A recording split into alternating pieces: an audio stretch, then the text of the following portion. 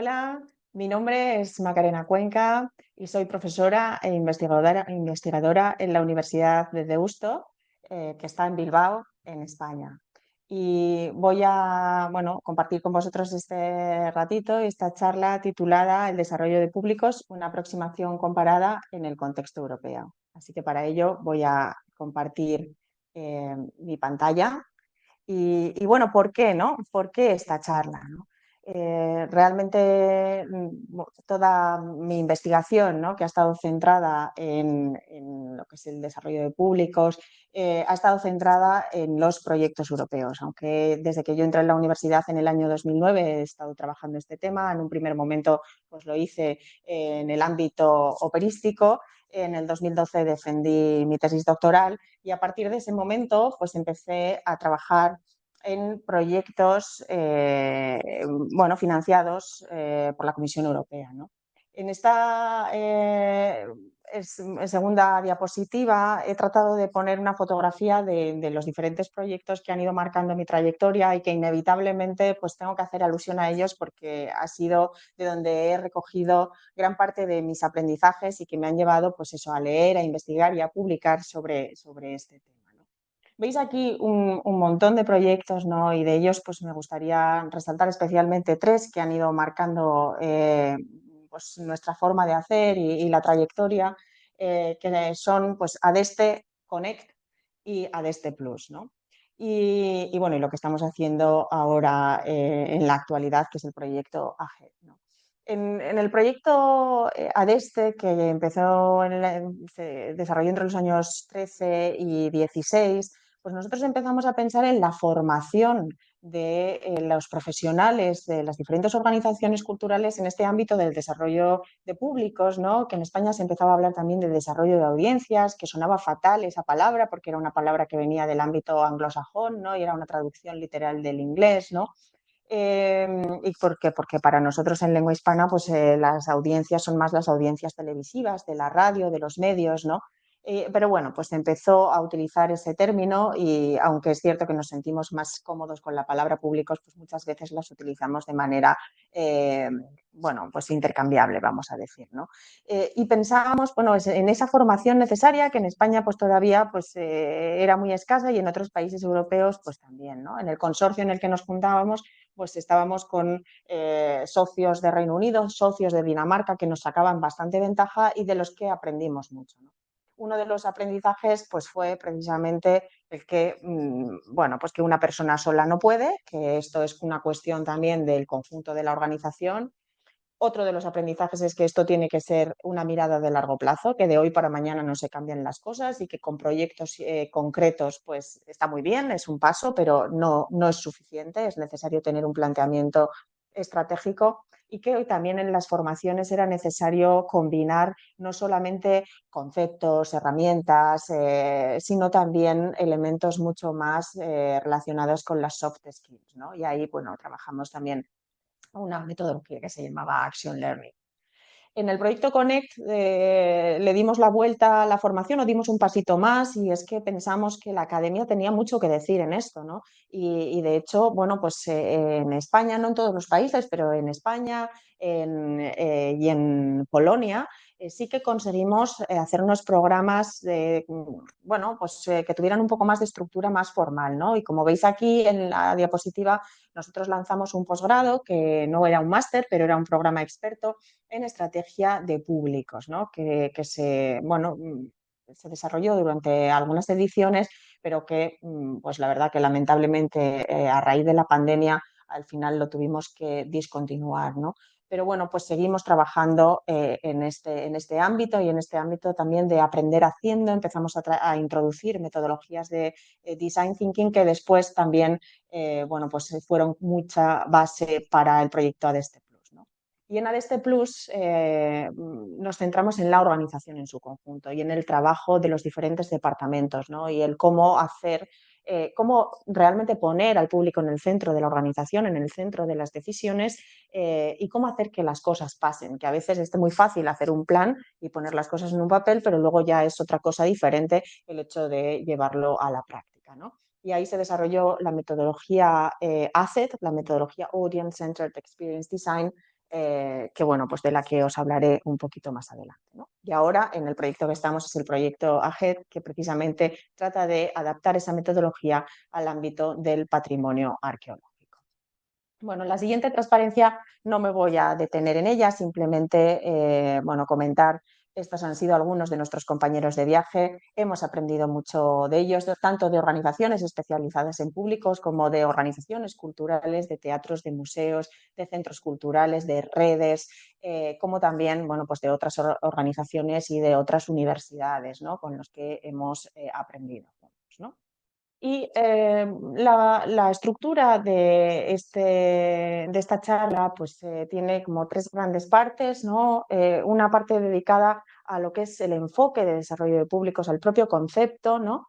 Otra parte más dedicada a las herramientas y una parte dedicada a esta transformación organizativa, que es un poco lo que estamos en estos momentos, ¿no? Y una reflexión final, ¿no? Y todo ello mirado desde este contexto europeo y de qué es lo que está pasando en Europa y qué es, bueno, pues cómo nosotros lo vemos y lo hemos visto desde nuestras investigaciones, ¿no? Y como os decía, hemos tenido diferentes publicaciones, hemos aprovechado los proyectos europeos para tener diferentes publicaciones y así, bueno, pues una de ellas es este libro, que es el desarrollo de audiencias en España, que tengo aquí y sobre el que uno de los capítulos que escribimos una compañera y yo misma, bueno, pues trata precisamente este análisis de lo que es el concepto y de cómo se entiende el desarrollo de públicos, el desarrollo de audiencias en los diferentes países, ¿no? Por eso queríamos revisar el concepto, tanto desde la teoría como desde la práctica, para ver cuáles eran las diferencias, pero también cuáles son esos elementos comunes que perviven independientemente del contexto, ¿no? Y al revisar la teoría, bueno, pues veíamos como tres grandes corrientes que aparecían ahí. La primera, como académicos, claro, lo primero que vemos es que esto no es una disciplina en sí misma, ¿no? Entonces, a la hora de leer, a la hora de publicar, a la hora de ir a congresos, bueno, pues siempre estaban enmarcados en otras disciplinas diferentes, ¿no?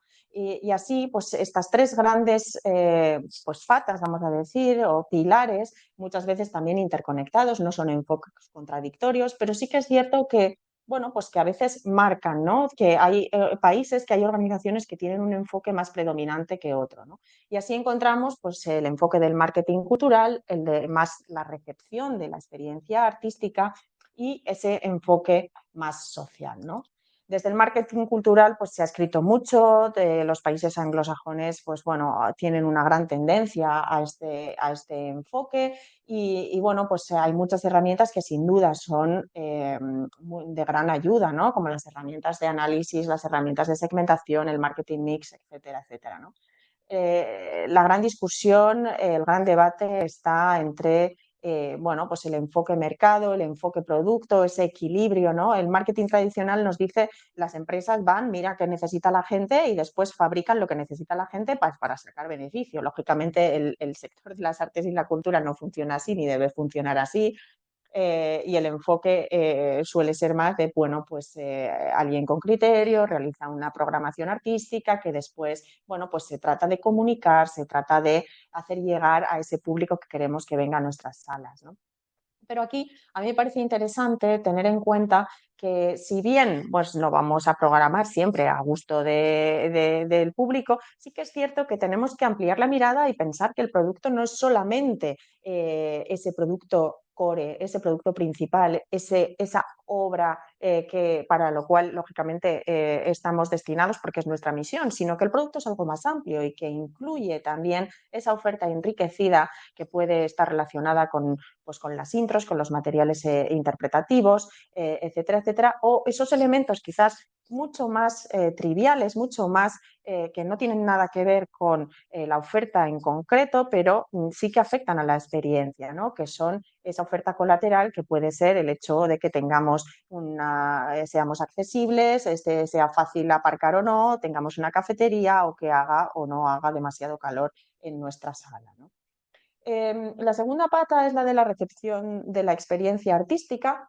Y aquí pues accedemos más desde la estética de la recepción, desde los estudios de ocio, desde este concepto de la experiencia, ¿no? Que es ese proceso que tiene un antes, un durante y un después. Y desde ese concepto también se ha escrito mucho sobre los propios beneficios, ¿no? Los beneficios intrínsecos, ¿no? Que tiene la experiencia artística, ¿no? Y cómo desde la propia organización pues, nos gustaría maximizar ese impacto de la experiencia cultural, ¿no? De la experiencia que tiene el público con nosotros, ¿no? Sin embargo, esto es algo que podemos potenciar, pero no podemos garantizar porque la experiencia es subjetiva. Lógicamente viene con su propia mochila y depende de una serie de variables que nosotros no podemos controlar en ese sentido, ¿no? Entonces, tiene también este enfoque algunos problemas para el hecho de medir la experiencia, aunque ya está habiendo pues cada vez más iniciativas en este sentido de medir la experiencia del público, ¿no? Porque es un tema de realmente mucho interés, ¿no? Y por otra parte, pues está el enfoque quizás más social, más de mediación, más de community engagement, de diversidad. Por ejemplo, Birgit Mandel, que es una autora alemana, habla del desarrollo de audiencias interculturales, ¿no? A la hora de, bueno, pues tener en cuenta todas quizás personas que vienen, bueno, pues de otras culturas, que son inmigrantes, en este sentido, ¿no? Bueno, y en el proyecto, bueno, qué es lo que hicimos? Todo esto viene parte de lectura. En el proyecto, pues entrevistamos a muchos expertos y les preguntamos sobre el concepto. Y de hecho, después en Connect continuamos ciertamente con la parte de investigación y lanzamos un cuestionario que respondieron 450 profesionales a lo largo de Europa, ¿no? ¿Y aquí qué es lo que vimos? Bueno, pues vimos algo curioso, ¿no? Algo que intuíamos y veíamos, pues por ejemplo, que España e Italia, más tarde Polonia, Polonia adhirió más tarde al proyecto y por eso no entró en esta primera investigación, pero claro, nosotros ya veíamos que nuestro enfoque era diferente, nuestro enfoque venía mucho más desde la mediación, desde el enfoque más social, de la educación. Bueno, la política cultural pues tampoco tenía un gran entramado que apoyara el desarrollo de públicos y todo esto, mientras que en Reino Unido y Dinamarca pues sí que tenían, bueno, pues se fomentaba desde la política cultural pues que las organizaciones prepararan planes de públicos, las ayudas públicas estaban supeditadas a que precisamente se entregara un plan de públicos y se tratara de llevar a cabo. La trayectoria era mucho más larga y era un enfoque estratégico, ¿no? Mientras que en España e Italia, pues eso no ocurría, trabajábamos mucho más por proyectos y la trayectoria nuestra era mucho más reciente, ¿no? Y bueno, pues de marketing cultural pues se empezaba a hablar algo, pero desde luego no era para nada el enfoque predominante.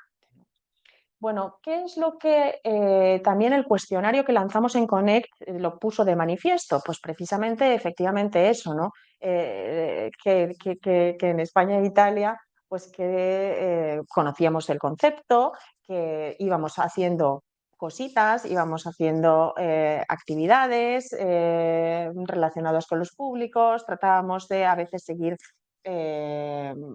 bueno, había mucha experiencia educativas, ¿no?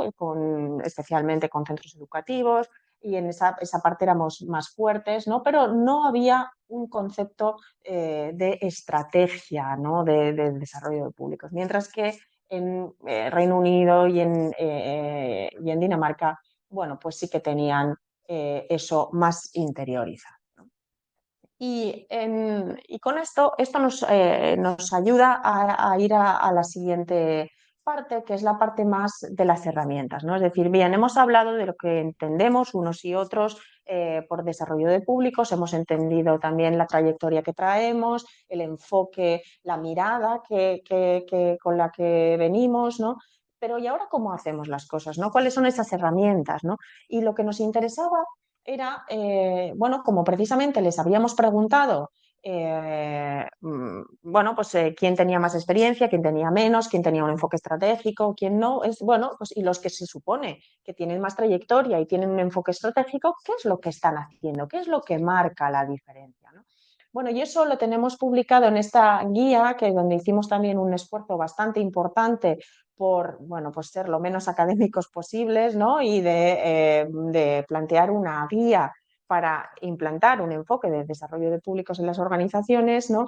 Y que está disponible online y que en la presentación podréis tener acceso al link.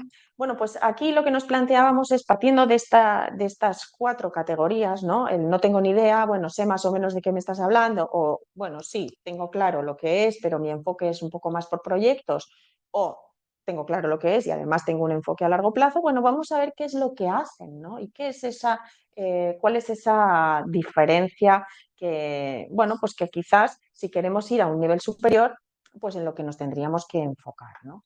Y aquí lo que vimos, bueno, os voy a presentar brevemente lo que es la batería de herramientas. Toda esta batería pues, fue también objeto de mucha discusión en el proyecto hasta que llegamos a toda, bueno, pues la lista de las 16 herramientas que se plantearon en el cuestionario, ¿no?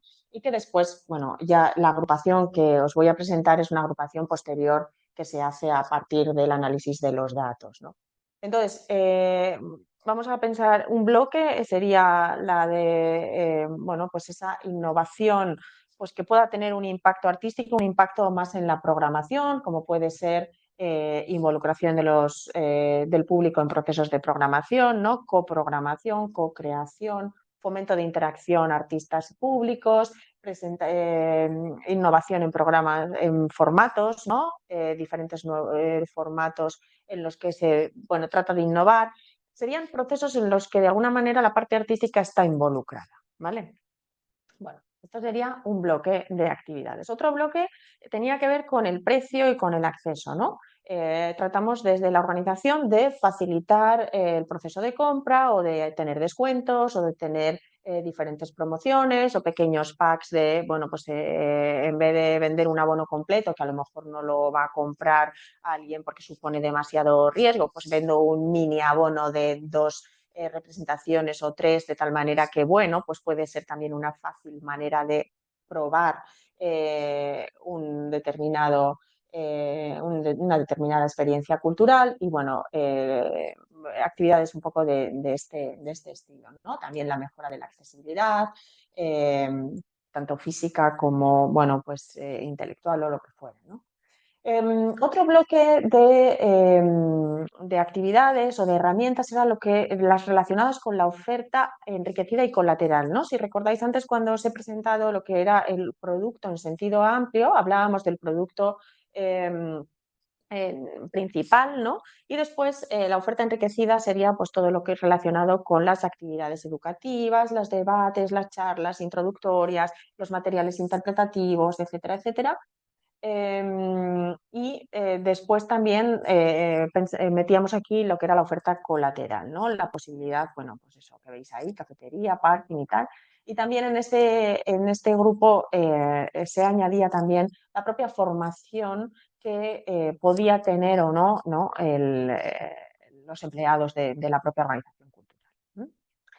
El grupo 4 de actividades serían las actividades más educativas, tanto con colegios como con otros colectivos, y el 5 las relacionadas con comunicación, tanto en herramientas tradicionales como digitales, ¿no?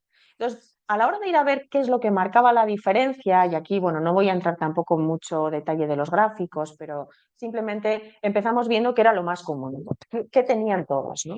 Entonces, lo que tenían todas, bueno, eran pues por la parte más educativa y de comunicación, pues ahí pues realmente sí que se veía pues que lógicamente había diferencias. Si vemos esta barra verde oscuro, vemos que los que tienen la estrategia a largo plazo, pues esos siempre hacen eso, ¿no? Entonces, pero bueno, pues al final también los que no tenían un enfoque más estratégico, pues también lo hacían, especialmente con los centros educativos. Quizás con otros colectivos, pues era más o menos frecuente, ¿no? Pero con los centros educativos, bueno, pues eso no marcaba mucho la diferencia, ¿no? Lo mismo también con las herramientas de comunicación, ¿no? Todos hacían una comunicación más o menos segmentada, estaban más o menos en redes sociales, bueno, pues por ahí, ¿no? Bueno, ¿qué empieza a ocurrir ya cuando cambiamos y vamos a otro tipo de herramientas, ¿no? Las relacionadas con el precio, con el acceso, con la facilitación de descuentos, del proceso de compra, etcétera, etcétera. Bueno, pues aquí vemos que la cosa empieza a cambiar, empezamos a ver más diferencias y que, bueno, pues quien acomete una estrategia a largo plazo, efectivamente, bueno, pues lo hace en mayor medida que, bueno, que el resto de organizaciones culturales, ¿no? Probablemente aquí la cosa empieza a ser un poco más compleja porque, claro, ya si queremos ofrecer descuentos o facilitar el proceso de compra, pues implica también tener una cierta segmentación, conocer a mis públicos y, bueno, pues quizás esto empieza a cambiar un poquito el panorama. Y la cosa, bueno, pues sigue cambiando más todavía si hablamos ya de la oferta enriquecida, la mejora de la oferta colateral, la formación, ¿no? No eran muchas las organizaciones que, bueno, pues que apostaban por la formación de sus empleados en este ámbito, ¿no? Y está claro que esto sí que es un elemento que marca la diferencia, ¿no? Y como podéis ver aquí, para quienes el desarrollo de públicos era algo completamente nuevo, no hay barrita verde oscura. Es que no, estos instrumentos, estas herramientas, pues bueno, pues las utilizaban a veces, pero no siempre, ¿no? Entonces, bueno, pues aquí se empiezan a ver diferencias. Y donde ya las diferencias, pues bueno, pues son muy grandes, es cuando realmente empezamos a involucrar a la parte artística. Y esto ya, lógicamente, genera una complejidad organizativa bastante importante, ¿no? Porque también implica trabajar de una manera diferente. Y implica, bueno, pues trabajar la parte artística y la parte más de gestión de una forma muy coordinada desde el principio, ¿no? Cuando muchas veces en las organizaciones estamos acostumbrados a trabajar en línea. Es decir, primero pensamos lo que vamos a programar, programamos y luego, bueno, pues ya vendrán otros y lo comunicarán, ya vendrán otros y harán los materiales y ya conectarán con el público y ya.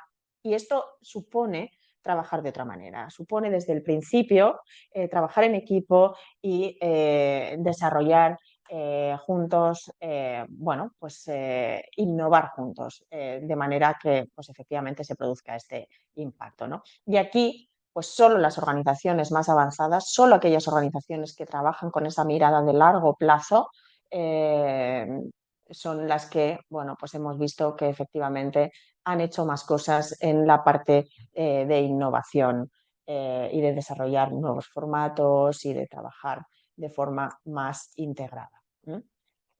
Entonces, ¿qué ocurre? Pues que a veces el trabajo de desarrollo de públicos implica asumir cambios en la propia organización y que faciliten ese trabajo interdepartamental, ¿no? Que no es fácil si no estamos acostumbrados a hacerlo. A veces es más natural, más orgánico en organizaciones muy pequeñitas, pero cuando las organizaciones crecen y se van creando todos esos departamentos que se convierten en pequeños silos, entre los que, bueno, pues es más difícil que la cosa fluya, ¿no?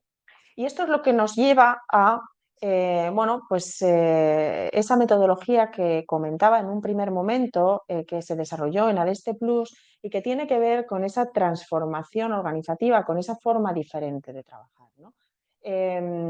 La voy a presentar muy, muy por encima, porque bueno, pues no es el objeto de la charla de hoy el entrar en el detalle, pero sí me interesa mencionarla porque me parece que es una de las claves también del futuro, ¿no? Lo que veis aquí bueno, pues un pantallazo de lo que es el documento. Tengo aquí el documento que además se tradujo a diferentes idiomas. Se lanzó primero en inglés y lo tenemos también en español, ¿no? Y una de las, bueno, pues de lo que decíamos en Adeste Plus es que desarrollar públicos no es solo desarrollar públicos, sino que es mucho más, es también supone desarrollar la propia organización cultural, ¿no? Y supone, bueno, pues eso, avanzar y hacia un trabajo de forma diferente, mucho más colaborativo, mucho más orgánico, mucho más integrado, ¿no? Y la metodología pues, tiene como dos grandes pilares, ¿no? Y dos grandes ideas. Una es que tiene en cuenta, se basa en el enfoque de Design Thinking, en la metodología de Design Thinking, y por otro lado también se basa en la propia gestión del cambio en una organización. Es decir, no podemos llegar como un elefante en una cacharrería, tenemos que realmente preparar el cambio, tenemos que contar con un equipo, tenemos que, bueno, preparar el terreno, después efectivamente gestionar ese prototipo, ese piloto que vamos a tratar de implementar y después pensar si esto tiene sentido que se integre en la organización y así, bueno, pues entrar en una rueda cíclica de ir probando cosas, ir pensando, ¿no? Siempre con un horizonte de largo plazo y con una visión de a dónde queremos ir, ¿no? Esto es muy brevemente, pues, digamos, el esquema de la metodología, que tiene 8 pasos y que, como veis, tiene una línea amarilla que trata de trabajar lo que es el equipo, lo que es la organización, y una línea azul que, bueno, pues que simboliza el trabajo con los públicos, ¿no? Veis que aparece aquí esta parte más de preparación, la parte central, que es la parte de experimentación, donde, bueno, pues tenemos ahí los 2 diamantes clásicos de la metodología.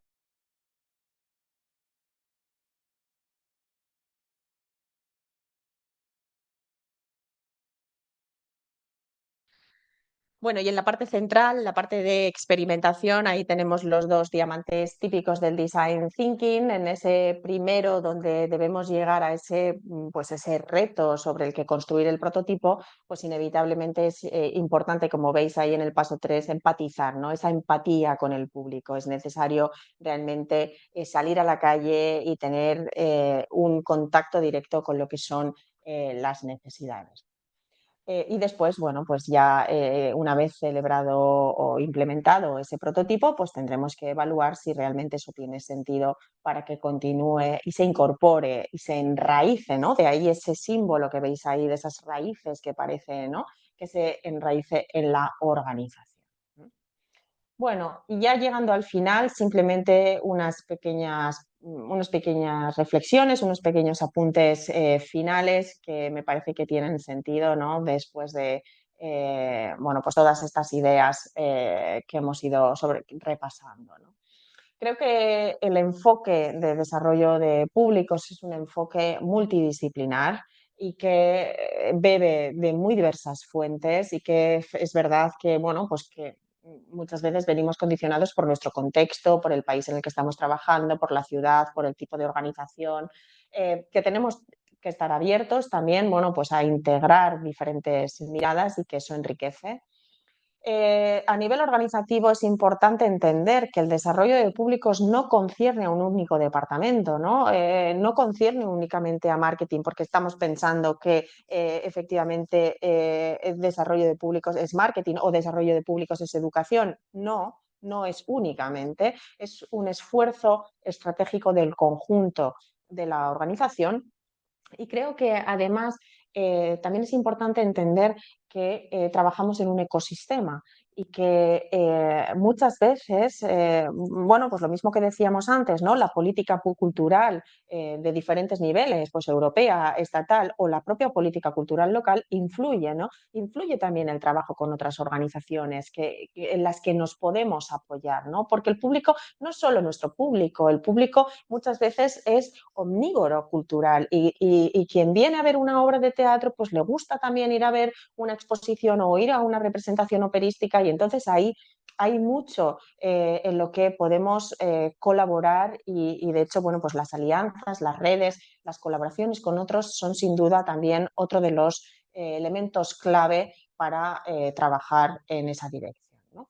Esto tiene implicaciones en las organizaciones, por eso pues no es bueno trabajar con el público en último lugar, programar y luego ya veremos cómo comunicamos, cómo educamos, cómo, sino trabajar desde el principio de forma integrada. Creo que es importante bueno, pues, considerar ese horizonte de largo plazo y también, lógicamente, pues, alinear recursos. Eso implica bueno, pues, el tener también el compromiso de las personas que lideran esa organización y que, bueno, pues que crean en este enfoque y que sienten también un poco, ¿no? O den la libertad para que se pueda trabajar de una manera mucho más colaborativa, ¿no? Y de una manera también pues, probando cosas que a veces lógicamente pues, pueden fallar, ¿no? Pero lo importante es siempre aprender y seguir, ¿no? Por otra parte, creo que también es interesante dejar claro que hay que establecer espacios, hay que guardar sitio para esa reflexión estratégica, para ese juntarnos, para ese estar, porque si no la inercia organizativa nos lleva a todo el rato estar resolviendo problemas y decisiones operativas del día a día, ¿no? Y nos convertimos prácticamente en bomberos y bomberas apagando fuegos continuamente. Y necesitamos a veces poner distancia, poner calma y reflexionar. Y que, bueno, pues que todo eso pues también requiere tiempo, ¿no? Y necesitamos esa forma más colaborativa, interdisciplinaria, interdepartamental, para ir entre todos, ¿no? Haciendo realidad este cambio, ¿no? Lo decía anteriormente y con esto pues ya quiero cerrar la importancia que tiene la formación, ¿no? Evidentemente, pues desde la universidad, pues a veces existen formaciones más regladas, pero la formación va más allá de eso. Es decir, la formación al final puede ser aprovechar de forma autodidacta una serie de charlas, ir a encuentros, traer gente de otras organizaciones, provocar el debate, provocar la curiosidad, etcétera, etcétera, ¿no? Pero siempre estando ahí, siempre intentando, bueno, pues continuar, porque realmente también es uno de los puntos clave en este tema. Y por mi parte, nada más. Muchísimas gracias por haberme brindado esta oportunidad de compartir este ratito con todos ustedes. Y os dejo aquí mi contacto, mi email y pues nada, hasta pronto.